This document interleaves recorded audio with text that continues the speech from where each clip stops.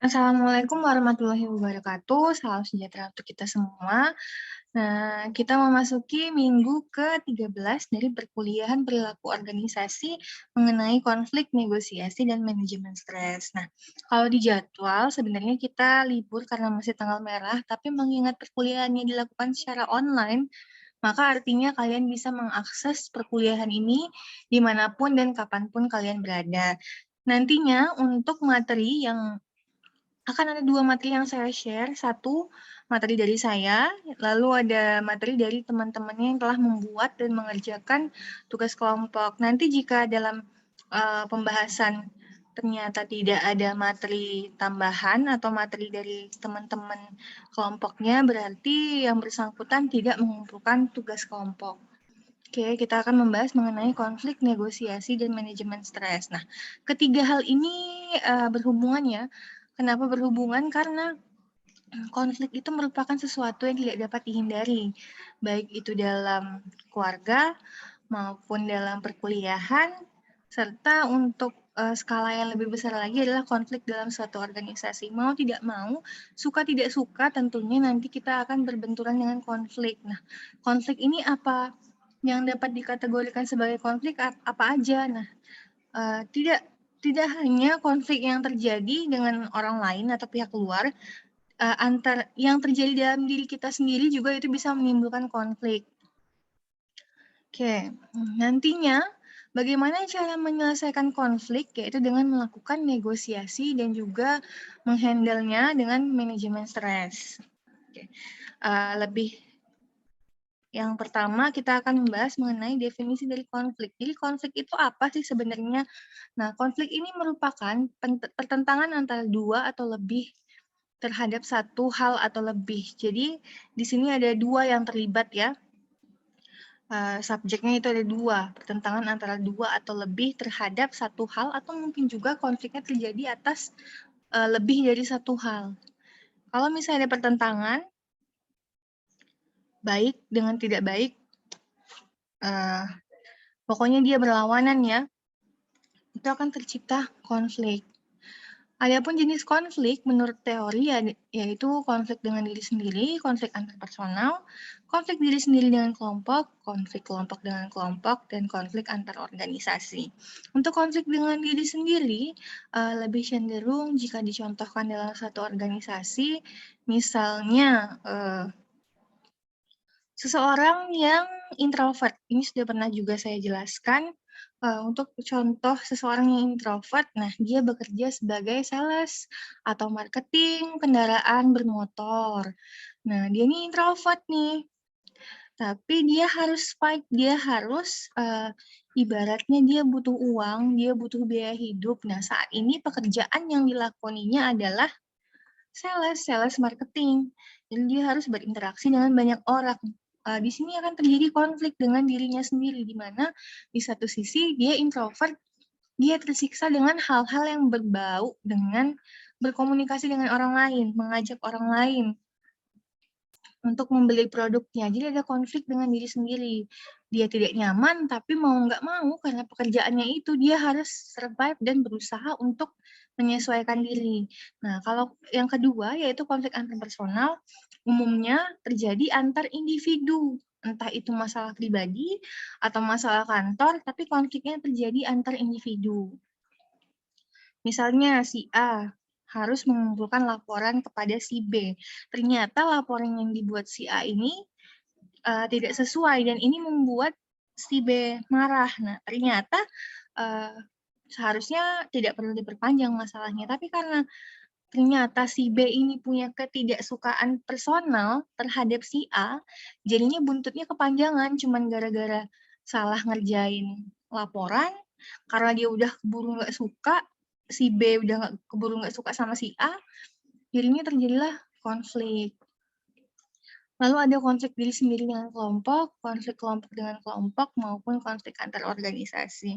Kalau konflik antar organisasi ini pastinya cakupannya beda perusahaan, tidak berada dalam satu organisasi. Bisa jadi konfliknya antara si supplier dengan pembeli barangnya, atau sebaliknya konflik antara perusahaan dengan pelanggan.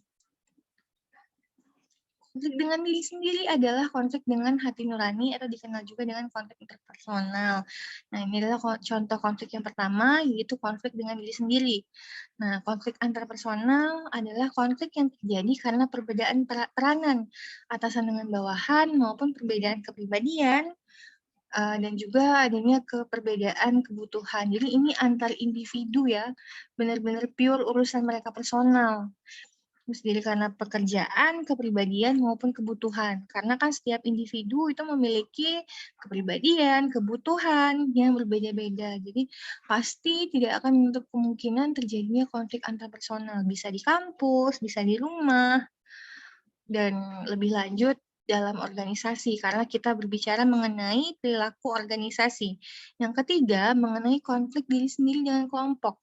Merupakan konflik yang terjadi karena individu mendapat tekanan dari kelompoknya atau individu yang bersangkutan telah melanggar norma-norma kelompok sehingga dimusuhi atau dikucilkan kelompoknya. Oke. Ini juga sering terjadi, mungkin kalau mau contoh sederhana, bukan di dalam organisasi, kalau dulu waktu sekolah itu kayak ada geng-geng gitu ya. Ketika kita bertentangan dengan anggota geng kita, mungkin kita akan berkonflik antara diri kita dengan anggota-anggota geng kita di situ yang merupakan sebuah kelompok. Oke, kalau kita konteksnya ke dalam organisasi, hal ini mungkin terjadi dalam misalnya kita berada dalam perusahaan di bagian divisi operasional. Divisi operasional ini kan nyangkut dengan budgeting ya, keluar masuk uang, memutuskan juga pendanaan, lalu berapa pendapatan yang harus dihasilkan. Oke, ternyata ketika rapat, kita mengemukakan pendapat, ternyata pendapat kita nggak disupport atau tidak didukung oleh anggota kelompok yang lain. Nah, ini bisa menyebabkan terjadinya konflik. Jadi mau nggak mau ketika kita bertentangan, si kelompok kita ini menekan kita untuk memaksakan pendapat mereka ke kita. Kalau misalnya kita nggak sejalan dengan mereka, kita akan dikucilkan atau nggak ditemenin. Konflik yang keempat, konflik kelompok dengan kelompok adalah konflik yang terjadi karena ambisi salah satu atau kedua kelompok untuk berkuasa. Konflik antar organisasi, konflik yang terjadi karena perebutan kekuasaan, baik itu ekonomi maupun politik. Nah, beberapa hal yang menyebabkan konflik. Yang pertama, ini yang paling sensitif, yaitu mengenai sara, suku, agama, ras, antar golongan, lalu permusuhan interpersonal, ini tadi masalah pribadi ya, karena ada konflik interpersonal, konflik antar individu, maka penyebabnya adalah permusuhan interpersonal. Bisa juga terjadi persaingan tidak sehat dalam suatu organisasi, lalu adanya perbedaan persepsi. Nah, terjadinya konflik juga bisa disebabkan oleh hambatan komunikasi. Si A menyampaikan A, B, C, D kepada B. Tapi ketika sampai di B, pesan A, B, C, D tadi sampainya di B itu jadinya X, Y, Z. Jadi itu bisa menjadikan konflik juga, karena nggak nyambung ya. Karena ada hambatan komunikasi, entah karena hambatan komunikasi itu bisa terjadi karena penyampaian informasinya ini banyak menerima gangguan. Kalau misalnya komunikasinya dilakukan secara langsung di depan orang banyak, mungkin hambatannya adalah suaranya tidak terdengar karena ruangnya karena penyampaian di depan publik, jumlah pesertanya banyak, sementara pembicara di depan berbicara, jadi ada hambatan komunikasi. Jadi pesan yang disampaikan dari A ke B itu nggak jelas. Jadi itu bisa menyebabkan konflik.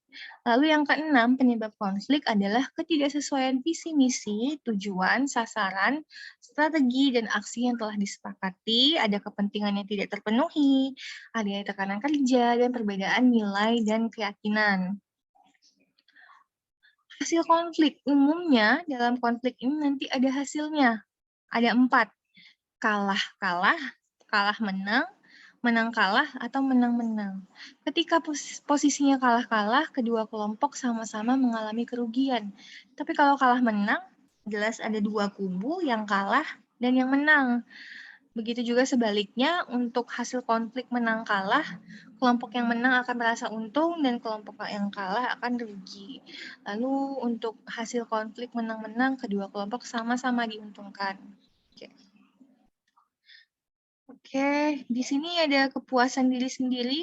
Nah, jadi kalau misalnya kepuasan diri sendirinya tinggi dan kerjasamanya rendah, maka itu akan menyebabkan pemaksaan dalam suatu organisasi. Sebaliknya, jika kepuasan diri sendiri tinggi dan kerjasama dalam organisasi tinggi, maka ini menciptakan sinergi yang kolaboratif. Nah, kalau misalnya dalam suatu organisasi, individu memiliki kepuasan diri sendiri yang rendah dan kerjasama yang rendah, maka dia akan cenderung untuk menghindar dari kegiatan keterlibatan dia dalam organisasi.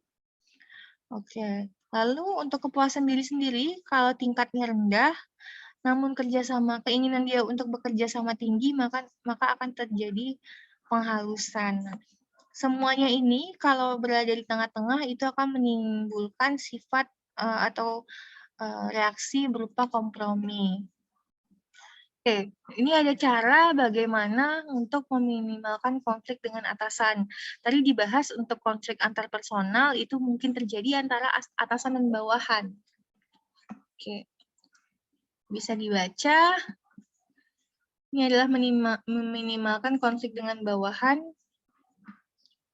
Nah, ini juga kerap kali terjadi ya, konflik dengan pelanggan. Ketika terjadi konflik dengan pelanggan, kita harus mencari tahu maunya pelanggan itu apa. Karena ya apalagi dalam bisnis, pelanggan merupakan raja. Jadi kita harus memelihara sebaik mungkin hubungan kita dengan pelanggan. Ini yang kerap kali terjadi, baik itu dalam perkuliahan, teman-teman kuliah, maupun dalam organisasi. Karena umumnya, khususnya dalam organisasi ya, kita itu bakalan sering melakukan interaksi dengan rekan kerja. Jadi sebisa mungkin hubungannya harus dijaga, karena kan itu kan bukan 1-2 hari. Selama kamu bekerja di organisasi, maka kamu harus menjaga hubungan baik dengan rekan kerja. Oke. Tadi ada hasil dari konflik, ada strategi konflik. Oke, selanjutnya kita masuk kepada negosiasi. Tadi sudah saya jelaskan di awal bahwa setiap konflik itu harus ada penyelesaiannya. Bagaimana cara menyelesaikannya? Dengan melakukan negosiasi. Negosiasi merupakan kesepakatan antara dua pihak. Tadi ada konflik pertentangan antara atasan dan bawah. Nah, selanjutnya harus ada penyelesaiannya atas pertentangan yang terjadi itu apa? Karena kan nggak mungkin dibiarkan terus-menerus berkonflik. Harus ada negosiasi. Nah, negosiasi ini merupakan proses perundingan dua pihak atau lebih untuk mendapatkan apa? Untuk mendapatkan kesepakatan, untuk mendapatkan titik terangnya, titik temunya, di mana nih harusnya.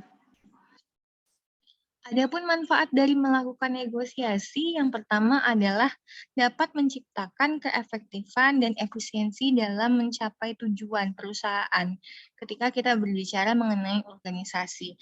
Lalu yang kedua adalah mendapatkan kesepakatan bersama yang saling menguntungkan karena sudah ada negosiasi, sudah ada titik temu di tengah-tengah, maka ditetapkan bahwa negosiasi merupakan kesepakatan bersama yang saling menguntungkan kedua belah pihak. Salah satu manfaat negosiasi lainnya yaitu untuk menjembatani perbedaan pandangan yang bernegosiasi sehingga mengurangi atau mencegah terjadinya konflik, lalu menyepakati tujuan bersama. Oke, di sini ada jenis-jenis negosiasi, ada negosiasi kompetitif dan negosiasi kooperatif. Nah, bisa dilihat di sini ya, perbedaan antara negosiasi kompetitif dan kooperatif. Kalau kompetitif ini secara definisi berarti bersaing. Bersaing, jadi harus ada yang kalah. Karena kan persaingan, kompetisi. Kompetisi selalu diibaratkan dengan ada yang menang, ada yang kalah. Ketika kita berbicara mengenai negosiasi kompetitif, maka ada pihak yang kalah dan ada pihak yang menang. Lalu karena dia kompetitif, nah jadi kedua pihak ini bertentangan. Balik lagi karena ada yang kalah dan yang menang. Jadi mereka semua dua kubu ibaratkan dengan dua kubu, kalah dan menang. Dua kubu ini mempunyai kepentingan yang bertentangan, lalu ada strategi pemaksaan kehendak oleh yang menang. Lalu sifatnya individualistis. Nah, sebaliknya untuk negosiasi kooperatif, karena dia kooperatif, jadi secara bersama-sama, jadi semua pihaknya menang, nggak ada yang kalah, nggak ada yang menang, karena mereka kooperatif, kerjasama. Nah, lalu minat kedua pihak ada kesamaan. Karena semua pihak menang, maka diambil kesimpulan bahwa ternyata kedua belah pihak yang bernegosiasi telah memiliki kesamaan visi dan misi. Oke, pastinya karena kooperatif, ini kerjasamanya tinggi. Satu hal yang penting agar negosiasi mencapai tujuan dan memenuhi kepentingan kedua belah pihak atau lebih, yang pertama adalah proses negosiasi harus memiliki persiapan dan perencanaan, harus ada definisi aturan-aturan dasar, klarifikasi, justifikasi, tawar-menawar, dan pemecahan masalah, serta penutupan dan implementasi. Oke, nanti bisa dibaca. Nah, selanjutnya kita akan membahas sedikit mengenai manajemen stres. Jadi, stres ini merupakan kondisi dinamis di mana seorang individu dihadapkan pada peluang, permintaan, atau sumber daya yang terkait dengan apa yang diinginkan oleh individu dan yang hasilnya dianggap tidak pasti dan penting. Stres juga dapat didefinisikan sebagai keadaan psikologi yang tidak menyenangkan yang terjadi dalam menanggapi tekanan lingkungan. Jadi kalau terus-menerus konflik, terus si individu dapat mengalami keadaan psikologi yang tidak menyenangkan. Nantinya akan menyebabkan timbulnya ketegangan yang berada di luar kemampuan individu. Itu kalau misalnya terjadinya secara terus-menerus. Oke, jadi konsekuensi dari stres ini ada gejala fisiologis, psikologi, dan perilaku. Jadi dia bisa mempengaruhi 3 aspek, fisiologis individu, psikologi individu, dan perilaku individu. Dikatakan dapat mempengaruhi fisiologis individu ketika seseorang mengalami perubahan metabolisme tubuh, meningkatkan laju denyut jantung, memicu munculnya sakit kepala, dan menyebabkan serangan jantung. Jadi ada beberapa tipe orang, dulu saya punya teman yang nggak bisa dimarahin. Kebetulan saya kan sebelumnya bekerja di bank sebagai analis kredit yang tugasnya berhadapan dengan nasabah yang mau meminjam. Jadi saya punya teman, ya dia itu saya nggak tahu punya penyakit atau gimana, tapi dia nggak bisa dimarahin sama orang. Kalau dibentak sedikit dia bisa pingsan. Memang ada orang yang seperti itu. Nah, jadi mungkin pada hari itu banyak yang komplain atau gimana, jadi dia terakhir berhadapan dengan nasabah yang memang marah-marah dengan nada yang tinggi.